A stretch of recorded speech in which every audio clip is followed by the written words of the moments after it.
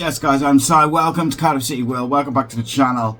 So now that we've broken the game down tactically, it's time to go player by player, rate the performances, look at the stats and look at the context, look at everything that the game demanded, and have a look at those individual performances. So as always, this is not about the headline grabbing reactionary news. This is about the role the player played, the responsibility, how they performed, how they applied themselves, match situation, and of course the numbers behind the performances. So let's get straight into it with Nathan Trott. So Nathan, I should say before I get to this, for anyone who's like new around here and stuff, the ratings are basically like this. They did nothing wrong, just fine, okay, average is a 5, and then it goes gradually up. If you got a 5, it's not bad, it just means you did your job, you were good. Anything below 5 is when there's a problem. So Nathan Trott gets a 5, and that's largely because it was a difficult afternoon for him from a distribution point of view. He placed full for 90 minutes, conceded 2 goals, couldn't really have done anything with the 2 goals, didn't do anything wrong in terms of his saves, but the XG was only 0.47 that he faced on target, but we conceded twice. I do think it's not a red flag in terms of like he couldn't have done anything about those saves. I don't think he's said, but he had no high claims, no saves inside the box, no sweeper actions. When the defence is breached, then you got nothing in behind. But it's the distribution which really let him down. As I've said a few times on various videos and shows, we went far too direct. It's 38% pass accuracy, only 18% off long balls. Now under Brian Barry Murphy, he has been so good at not just shot stopping, but also his distribution, because he's been a big part of the build-up. Since that mistake against Leyton Orient, he has definitely had some nerves about him, and we've gone more direct. And when that build-up play breaks down or it changes, it puts pressure on the rest of the team, and it makes it really, really difficult. So he gets a 5 out of 10. It's not personal, just honest. He did all right. Didn't really do anything wrong in terms of saves and things like that. But distribution's got to be better for me. Next up, Matty Angel. Matty Angel gets an 8.5 out of 10. I thought he was absolutely outstanding. Just an all-round performance, if I'm honest. 1 assist, two big chances created, 0.21 assisted expected assists, 103 touches, the most by any outfield player. On the ball, he had an 8% pass accuracy, 2 out of 3 accurate crosses, 7 passes into the final third. Off the ball, but now this is where he goes to another level. Ground duels, 7 out of 7 won, 100%. Dribbled past, 0 times. 6 clearances, 5 of which were headers. Most fouled player in the match. Tells you everything. He dominated his flank, defended aggressively, carried responsibility in possession, and delivered end product. This was a performance by one of the leaders in this side. 8.5 out of 10. Arguably one of the men of the match. Will Fish gets a big old 7.5 out of 10. And I thought Will Fish, again, just quietly, really, really good. Defensively, he was exactly what you want. He is a mix, I've said before, of an old school centre-back and a modern centre-back. 14 clearances, 10 headed clearances. He won 71% of his aerial duels, dribbled past no times, didn't dive in, didn't panic, defended his box. In possession, like I said, 80% pass accuracy, 15 passes into the final third. Long passes, was less effective than it is normally, but he was still decent. He absorbed the pressure, protected the goalkeeper, allowed the team to reset higher up the pitch. Big part of the improvement in the middle part of the game. Solid, reliable, and another good performance from Will Fish, 7.5 out of 10. Callum Chambers. So, it's an interesting one. He completed more passes than anyone on the pitch. 54 at 77% accuracy. He was clearly the kind of the distributor in the side. I thought he started the game very, very nervy, but he grew into it and had a really good performance. And I think if it wasn't for that initial sort of 10 or 15 minute period, he'd have had a much higher mark. But I'm going to go with a 6.5 out of 10 for Callum Chambers. He had 2 tackles, 2 interceptions and 5 recoveries. Didn't get dribbled past, but aerially he really did struggle. Only won 1 of 4 aerial duels. And ultimately, when you're a defender, particularly against a team like Burton, defending second balls and set pieces is what it's all about. This was a composed performance by him, and he did well to gather himself after a slow start, but it wasn't as dominant as we've seen him recently. Very important to the way we play, structure, etc. But as the captain, I would have liked to have seen a bit more leadership in some ways, because we were going far too direct early on. But nonetheless, still a very good performance, 6.5 out of 10. Ronan Kapaki gets a 6, just played 45 minutes at left back out of position. On the ball, pretty tidy, 83% pass accuracy, 100% long ball completion, 0 times dispossessed, but duels were where there was a bit of a challenge. Only won 1 of 3, lost his only aerial duel. Defensively, 2 recoveries, 1 block, 1 clearance. Wasn't a bad half playing out of position, but he's clearly got difficulties in that sort of left hand side or left back position, which he probably won't play now. Physically, sometimes a bit of an issue, and like he's still learning, right? So 6 out of 10, decent out position, but not his best, the best version of him. Ryan Wintle anchored the midfield, did what Ryan Wintle does, largely. But like Alex Robertson, was bypassed a little bit in the sort of first half, or certainly the first part of the first half. But again, 92% pass accuracy, the most accurate passer on the pitch. 7 ball recoveries, 100% long ball completion. Kept things ticking over, recycled possession constantly, didn't force it, but attacking impact was probably a bit limited. Didn't create any chances, didn't have any shots on target. Minimal progression through the pressure, but I think this was a really controlled performance from him. But we've seen him be a little bit more progressive of late, so that's what I would like to have seen. But useful, disciplined, but not decisive. 6.5 out of 10 for Ryan Wintle. Alex Robertson. Everyone knows I thought this was a really impressive performance of 2 halves. I thought his defensive work was great in the first half, and his attacking work was good in the second half. For me, just shades the player of the match from Matty Angel because he scores 2 goals. 9 out of 10 because of that. It's hard to separate the 2 of them. But Alex Robertson, 2 shots, 2 goals, 2 on target, 100% conversion. His XG was 0.39, by the way. Yet he scored 2. That's elite decision making and elite finishing. Beyond the goals, he had an 84% pass accuracy, 7 defensive contributions, 75% of his duels won, box-to-box energy all game. This wasn't just about his scoring performance, it was about intelligence, reading of the game, positioning, execution, and a little bit of leadership in there too. He arrived at the right time again and again, both defensively and offensively, and he punished the opposition when he got the chance in the attacking third. That is what midfield match winners do. 9 out of 10. Amari Kellyman. So, another one who had a very difficult start to the first half. Doesn't jump off you in terms of highlight reel. It was an awful pitch. But when it mattered, it kind of worked. Defensively, he worked really hard. He had 6 clearances, 4 headed clearances from set pieces, 100% aerial duel success, 3 ball recoveries. It shows you how hard he was working. But it also tells you that he's bought into this team. His attacking output was limited.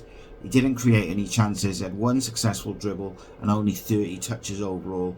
But this was a disciplined and a mature performance, especially without the ball. It wasn't flashy and wasn't selfish.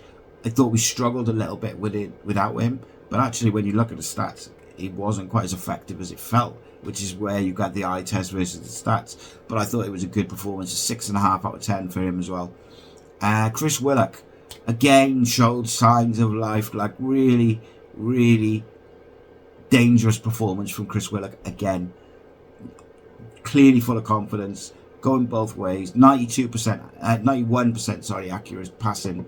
2 big chances created, 4 touches in the opposition box, was not dispossessed once. End product probably not quite there in terms of goals and assists, but the decision making was good again. The ball retention was excellent, and it felt like he's in this rhythm now, he's in this confidence. I thought it was really encouraging without being as spectacular as Tuesday. 7 out of 10 there. Ollie Tanner gets a 6.5 out of 10. I thought he struggled a little bit, and when you look at the stats, it does seem like he struggled. None of his 7 crosses found the mark. Only 20% success in ground duels. He got dribbled past twice, then he lost 80% of his duels overall. But effort wasn't lacking to me. Output was. And when your role is to stretch teams and deliver quality and execution, that matters. So it was a difficult one, because I felt to the eye test he worked really hard. He still looked dangerous when he was on the ball, and he caused them a lot of issues, but statistically doesn't quite match up. And I could see from the stats why people were critical of him yesterday. However, I still believe in the eye test overall. So he gets a 6.5 out of 10 because I thought he was dangerous in possession, and always was. But we didn't play to his strengths. Another one, just bypassed him a lot of the time, or didn't, overhit passes and stuff. Callum Robinson, he worked really, really hard in this game, but he lacked that cutting edge, some heavy touches. Gets a 6 out of 10. 1 shot, none on target. Had 3 successful dribbles. His hold-up play was decent. 62% passing accuracy. Carried the ball pretty well in transition, but didn't occupy the box consistently enough for me at all. He was busy, but just not decisive enough. Maybe a bit rusty. Joel Bagan off the bench for Capaccio at half-time. 6.5 out of 10. Really, really good performance from Joel. Came on, much more assertive than Ronan. 85% passing accuracy, created 1 big chance. Much more better progression of the ball. Still maybe a little bit vulnerable in the air, but a definite improvement. David Turnbull gets a 6 out of 10. Safe, controlled, did his job, but I know he can be better. Maybe the game wasn't for him. Joel Colwell, 6.5 out of 10. Probably just due to minutes, because I thought he was nearly a 7. I thought he was calm, composed when he had the ball. He was intelligent, but most of all, he just gives an energy and a work rate that others around him buy into. I thought he was really good when he came on, and shows what he can give. And actually, in hindsight, I'd have switched him and Turnbull both positionally and in terms of when we brought him on. If you bring Joel on in the 10, when we brought Turnbull on, I think he can replicate at least some of what Kellyman did well. Kean Ashford, a cameo really. Lost a couple of duels. Didn't probably have the impact that we'd hope, but he just works tirelessly, recovers the ball and stuff. Just really, really good. Gets a 5.5 out of 10 just because, yeah, okay. But Isaac Davis, probably too little time to rate, but really worked hard. Some really threatening runs in behind. That'll click soon. You can see it. The last few times he's come off the bench, he's very nearly getting through, nearly getting the ball one-on-one, nearly getting in behind, nearly pinching the ball off a press. It'll come if he keeps working, he keeps playing, and keeps ready. That those chances are going to come, and I think we'll see him through the middle before the not too distant future from the start. The manager, I was really stuck between a 7 out of 10 and an 8 out of 10. I think he got a lot right, but I think he got some things wrong. I thought he got the tweaks in the middle of the game right. I can't really criticise the team selection. I understand all of it, so I don't think he got that wrong, really. It is what it is. I think most people would have picked that team. Substitutes, again, it's difficult. I think most people would have picked those subs, but they didn't work.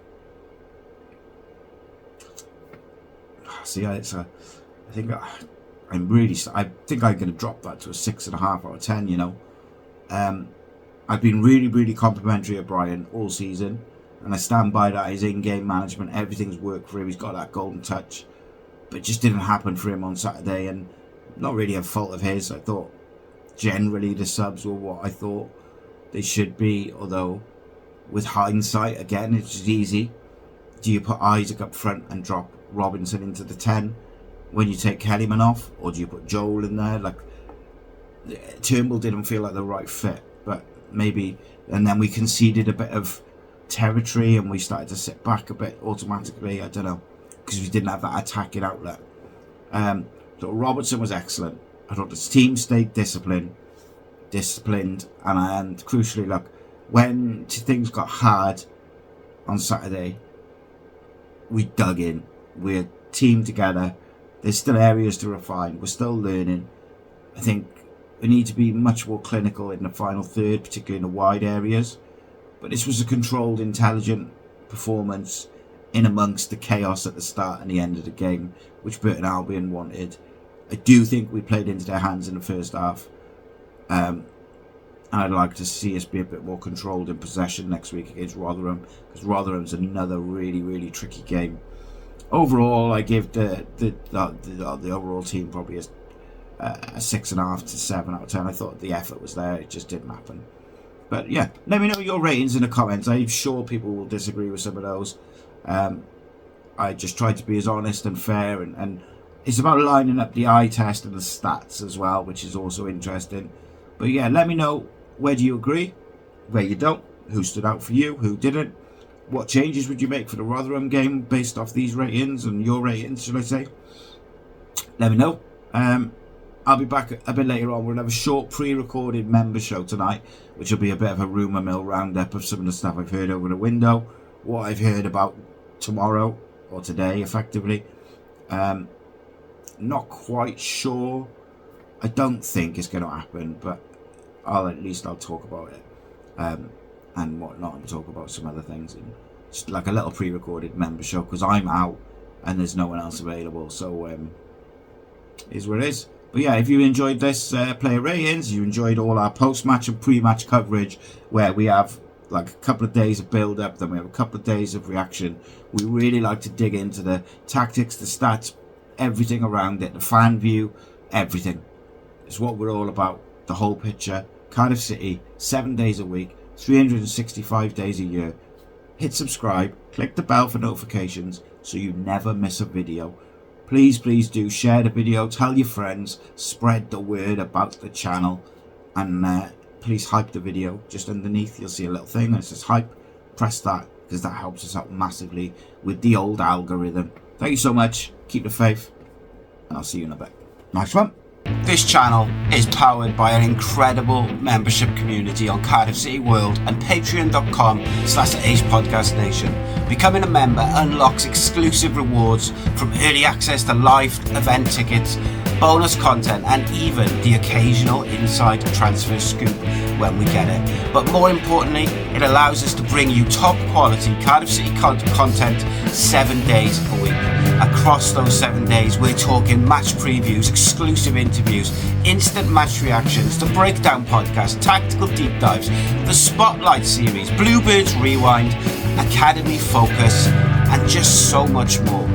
Led by myself, backed by an army of passionate Cardiff City fans, this is content created by fans for fans. Balanced, professional, and 100% all about the club we all love. If you enjoy what we do, then join the community today and support what we are doing as we help to keep Cardiff City World flying high.